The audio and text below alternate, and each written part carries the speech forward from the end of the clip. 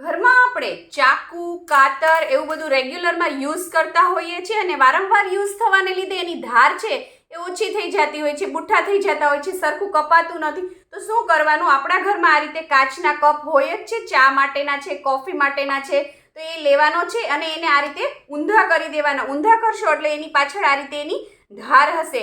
એ ધાર ઉપર તમારે છે આ રીતે ઘસવાનું છે, બેય બાજુ આ રીતે થોડી વાર તમારે આ રીતે ઘસવાનું છે. તમે રેગ્યુલરમાં યુઝ કરતા હોય એ કપ પણ લઈ શકો છો અને નકામાં જો કપ હોય, કોઈકનું હેન્ડલ તૂટી ગયું હોય, તિરાડ પડી ગઈ હોય, તો એ કપ છે તમારે રાખી મૂકવાના.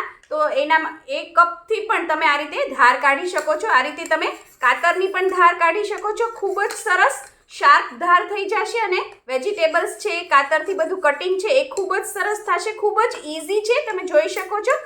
ધાર ઉપર આ રીતે ઘસવાનું છે. આવી જ આઈડિયા, ટિપ્સ અને રેસિપી માટે સબસ્ક્રાઇબ કરો પૂનમ્સ ફ્લેવર કિચનને.